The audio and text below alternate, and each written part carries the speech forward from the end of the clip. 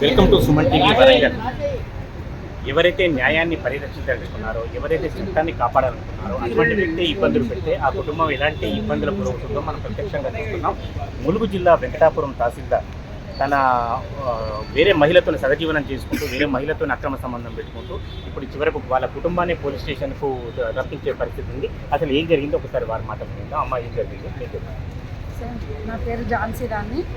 దాదాపు 5 సంవత్సరాల నుండి మా సారు మా వారైన వారి Giribabu Mulugu MRO, Mulugu Venkatapuram MRO doctor యాకలక్ష్మితో సహజీవనం చేసుకుంటూ మాకు చాలా అన్యాయం చేస్తున్నాడు.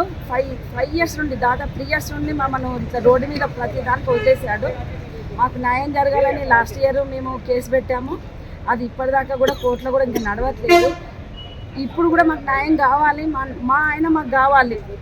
ఆమె ఆ డాక్టర్ అయిన వైద్య లక్ష్మి ఆమె మా భర్తను వదిలేసి మా కుటుంబానికి చాలా మేలు చేయాలని కోరుకుంటున్నా sir. Yakalakshmi doctor RMO MGM వరంగల్. 3 ఇయర్స్. 22 నుండి విడిగా ఉంటున్నాం సార్. మధ్యలో రావడం 3 days ఒక్కసారి ఉన్నారు. ఇక ఆమె మళ్ళీ ఫోర్స్ ఏమో చేసింది, మళ్ళీ రావడం బంద్ చేసిండు. చేశాక నేను మళ్ళీ కేసు పెట్టాను. కేసు పెట్టి అప్పటిదాకా ఇంట్లో కూడా డబ్బులు ఇవ్వలేదు సార్.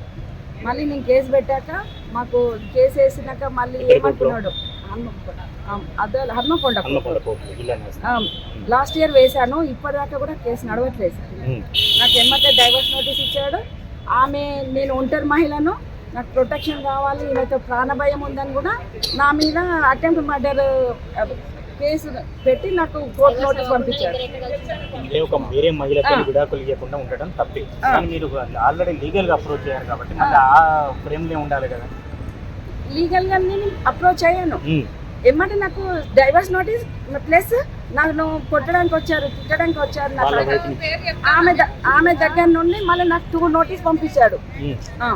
మరి ఆమె వాళ్ళు అంటే అన్ని రాజకీయాలని తెలిసి అని మమ్మల్ని ఇబ్బంది పెట్టడానికి చేసిండు ఆయన. మరి ఏం తెలియదండి.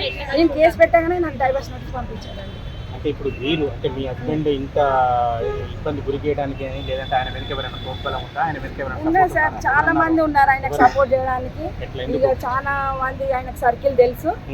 కుటుంబాన్ని ఇట్లా పోయినా ఆయనకు సపోర్ట్ చేసే వాళ్ళు చేస్తున్నారు సార్. మీరు తీవ్రమైన ఆరోపణలు చేస్తారు. మంత్రి గారికి సంబంధికులు కూడా ఉన్నారు. మంత్రి వాళ్ళ సంబంధికులు అంటే ఉన్నారు సార్, చాలా సపోర్ట్గానే ఉంటారు వాళ్ళు ఆయనకి. కానీ మాకు న్యాయం చేయాలి సార్. నాకు నా పిల్లలకి న్యాయం చేయాలి. నా భర్త నాకు కావాలి. కోరుకునేది ఆయన కూడా. మేము ఇప్పటిదాకా బయటికి రాకపోవడం కారణం ఏంటిదంటే నా భర్త నేను బతలాడుకుంటున్నా. వదిలేసిరా, మేము అన్యాయం అయిపోతున్నాం, పిల్ల పెళ్లికి ఉంది, ఇవన్నీ జరుగుతున్నాయి, నువ్వు ఆమెను వదిలేసిరా. కోర్టులో పిటిషన్ ఉంది కదా. కోర్టులో పిటిషన్ ఇవన్నీ పక్క పెట్టు, ఇవన్నీ పక్క పెట్టేసాయి. నాకు డైవర్స్ ఇవ్వద్దని ప్లేస్ నా పిల్లలకు అన్యాయం చేయొద్దు, నాకు అన్యాయం చేయొద్దు, ఆమెను వదిలేసి రండి. నేను కేసు పెట్టాను. కానీ ఈ కేసు ఎన్ని సంవత్సరాలు నడుస్తుంటాయి సార్? అవి నేను హౌస్ వైఫ్. ఇయర్స్ నేను వీళ్ళ పిల్లలను పట్టుకొని నేను ఉండలేను. నువ్వు రా, ఆమెను వదిలేసి రండి, మళ్ళీ అందరం కలిసి ఉందాము, ఇవన్నీ వద్దు అని చెప్పేసి కూడా బట్లాడుకుంటూ వచ్చిందా సార్. ఈ 3 years ఆయన పెట్టినా నాకు నోటీస్ పంపించినా కూడా నేను అదే ప్రకారం ఉన్నా. హన్మకొండ నివాసనే సార్. వాళ్ళు KU ఫస్ట్ గేట్ ఆపోజిట్ లో ఉంటారు. నేను తులసిబార్ ఆపోజిట్ గల్లీలో మేము ఉంటాం సార్. మేము బీటెక్ అయిపోయింది. ఏమంటున్నారు మీ నాన్నగారి వైఖరి గురించి, మీ నాన్నగారి మనస్తత్వం గురించి? మా డాడీ చాలా పకడ్బందీగా మమ్మల్ని వదిలించుకోవడానికి ట్రై చేస్తున్నాడు అండి. ఎంత ఇన్ఫ్లుయెన్స్ వాడాలో అంత ఇన్ఫ్లుయెన్స్ వాడుతున్నాడు. మమ్మల్ని ఎన్ని రకాల మాటలు అనాలో అన్ని రకాల మాటలు అంటున్నాడు. ఇట్లా తప్పించుకోవడానికి రెడీగా ఉన్నాడు మమ్మల్ని వదిలేసి. అంటే ఎందుకు మీ మీద అంటే అఫెక్షన్ వేరే వాళ్ళ మీద ఉండటం వల్ల మిమ్మల్ని వదిలించుకుంటున్నాడా? ఇంకేదైనా కారణాలు ఉన్నాయా? ఆస్తి పంపకాలు, డబ్బుల వ్యవహారాలు ఉన్నాయా? ఆస్తి ఏం లేదు సార్.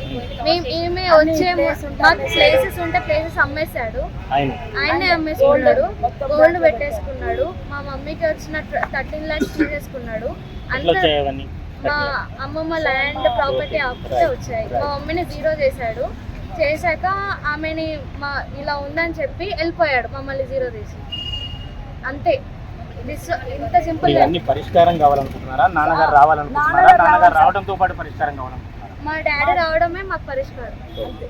ఆయన వస్తేనే సమస్య. మాకు సీతక్క నుండి సపోర్ట్ కూడా కావాలండి. లోకల్ మంత్రి ఆయన కావాలి. పని చేస్తున్నాడు కాబట్టి తన మేము రోడ్డు మీద పడకుండా మా ఆయనను మాకు అప్ప చెప్పాలి సార్. ఆయన అక్కడ వర్క్ చేస్తాడు. మా పిల్లల్ని దృష్టిలో పెట్టుకొని ఆమె మాకు చాలా సపోర్ట్ చేయాలి మేడం. నాన్న మీరేం చెబుతున్నారు, మీరేం చేస్తున్నారు? BTech second year discontinue. అంటే ఒక తహసీల్దార్ హోదాలో ఉన్న వ్యక్తి నిజంగా చేయకూడని పనులు, కానీ ఈ సమస్య ఎందుకు వచ్చింది, ఎక్కడ ప్రారంభమైంది? ఆమె వల్లనే వచ్చింది, జాగలక్ష్మి వల్ల వచ్చింది. తన వల్ల నా స్టడీ కూడా అయిపోయింది. సో మా డాడీ నేను బీటెక్ సెకండ్ ఇయర్ అయిపోతుంటే నా ఉద్యోగరీత్యా పరిచయమా? లేదో ఒక ల్యాండ్ కేసులో పరిచయం అయ్యిందో, పరిచయం అయిన దగ్గర నుంచి మా డాడీ దగ్గర నుంచే ఉంటుంది. నాన్నగారు ఎన్నేళ్ళు అయింది అక్కడ వెంకటాపూర్ తహసీల్దార్? ఇప్పుడు 1 year అవుతుంది. సో ఆమె వచ్చిన దగ్గర నుంచి నా స్టడీ అయిపోయింది. ఆమె ఫీజు కట్టకని చెప్తే నా ఫీజు కట్టాలి. ఇప్పుడు బీటెక్ సెకండ్ ఇయర్ డిస్కంటిన్యూ అయింది. నేను చదువుకోవాలో వద్దో కూడా తెలుస్తలేదు ఇంకా. సో మా డాడీ మాకు రావాలి. సో సీతక్క హెల్ప్ మేమైతే కోరుకుంటున్నాం, ఎందుకంటే ఆయన సీతక్క కిందనే చేస్తారు కాబట్టి సీతక్క హెల్ప్ కోరుకుంటున్నాం. సో ఇంకోటి కూడా సీతక్క వాళ్ళ పిఏ మా డాడీకి సపోర్ట్ చేస్తుందని కూడా వచ్చింది, అశోక్. సో తను కూడా నాకు సపోర్ట్ చేయొద్దు, ఎందుకంటే సీతక్క ఇదే ఏమంటదా. అంటే వాళ్ళకి ఎందుకు అంటే తహసీల్దార్ మీద, తహసీల్దార్ అని ప్రేమనా లేకపోతే మీకు వ్యతిరేకమా? తహసీల్దార్కి మాకేం సపోర్ట్ లేదు. మాకు లోపలికి వెళ్ళి సిఐ గారు 4 days అవుతారా, అశోక్ గారు కానీ సీతక్క కానీ ఆయన ఎంఆర్ఓ కాబట్టి ఇంకెవరో వస్తారు, వాళ్ళ మీద స్పెషల్గా ఇంట్రెస్ట్ చూపడానికి కారణం ఏంటి?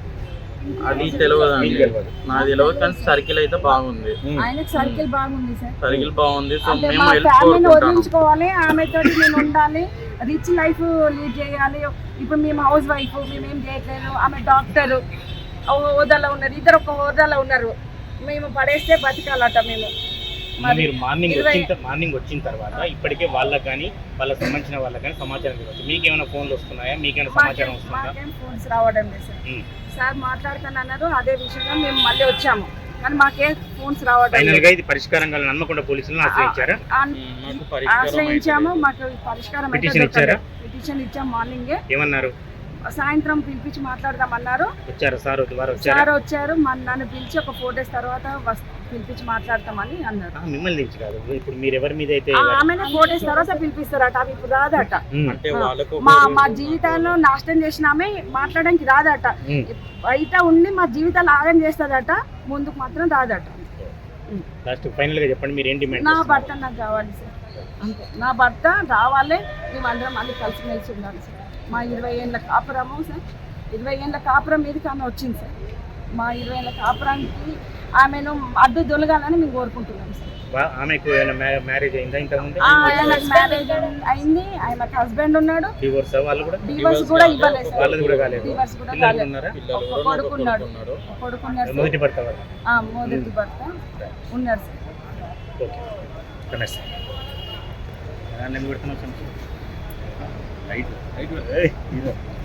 Thank you. హన్మకొండ పోలీస్ స్టేషన్లో ఎవరైతే వెంకటాపూర్ ఎంఆర్ఓ పనిచేస్తున్నారో గిరిబాబు, ఆయన ఎవరైతే అక్రమ సంబంధం పెట్టుకున్నారని గిరిబాబు కుటుంబ సభ్యులు ఆరోపిస్తున్నారో యాకలక్ష్మిని రెడీ హ్యాండెడ్గా పట్టుకున్నారు. ఇదంతా కూడా సంఘటన గురువారం రాత్రి జరిగింది. స్థానిక హన్మకొండ పోలీసులు కూడా నిజానికి ఎవరినైతే శిక్షించాలో లేదా ఎవరినైతే రక్షించాలో మరి బహుశా ఆ తేడా తెలియదు కావచ్చు. ఎవరైతే గిరిబాబు ఉన్నారో గిరిబాబు కొడుకునే అతని మీద దాడి చేశారని ఆయన ఆరోపిస్తున్నాడు. గిరిబాబును కూడా తీవ్రంగా కొట్టారు అక్కడ.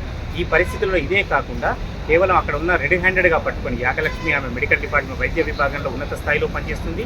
గిరిబాబు ఒక తహసీల్దార్గా పనిచేస్తున్నాడు. వారిద్దరిని కూడా రెడీ హ్యాండెడ్గా పట్టుకొని పోలీసులు అక్కడికి తరలించారు. వీళ్ళ ప్రధాన ఆరోపణ ఏమిటంటే అనైతిక సంబంధం పెట్టుకోవడం ఎంత తప్పైతే చివరకు పోలీసులు తమ మీదే దాడి చేయడం, తమ ఫిర్యాదులు పెద్దగా పట్టించుకొని వైనం, ఇవన్నీ కాకుండా రెడీ హ్యాండెడ్గా పట్టుకున్నప్పుడు దోషులను శిక్షించకుండా, దోషులను అరెస్ట్ చేయకుండా తప్పించే ప్రయత్నం చేస్తున్నారు. వీటన్నిటికంటే ఎవరైతే ములుగు మంత్రి ఉన్నారో మంత్రి సీతక్కకు సంబంధించి పైడాకుల అశోక్, స్థానిక మండల అధ్యక్షుడు, పైడాకుల పార్టీ అధ్యక్షుడు పైడాకుల అశోక్ వీళ్ళను రక్షిస్తున్నారని వీళ్ళు ప్రధానంగా ఆరోపిస్తున్నారు. దీని గురించి మరి ఇంకా హన్మకొండ పోలీసులు ఎలాంటి స్పందించలేదు.